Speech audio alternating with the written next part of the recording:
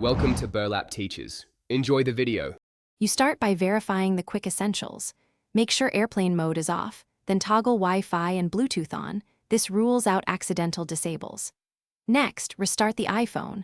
Hold the side and one volume button, slide to power off, then power back. This clears transient software glitches.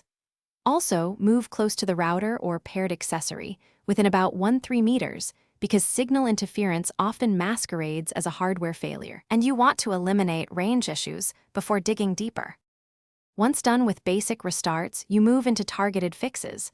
Forget the Wi-Fi network and rejoin, or unpair the Bluetooth device and pair again. This clears corrupted credentials. If the issue persists, reset network settings.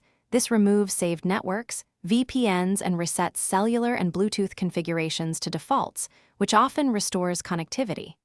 Meanwhile, reboot the router, check firmware updates, and confirm DHCP and MAC filtering aren't blocking the iPhone, because router-side rules can prevent both Wi-Fi and Bluetooth connections.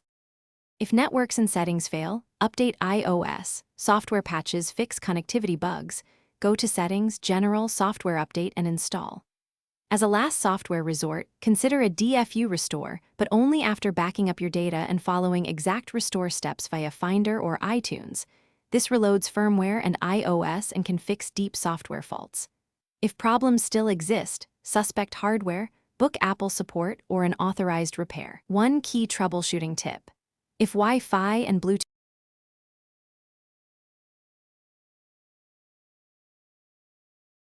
Thanks for watching. Consider subscribing if this video helped you.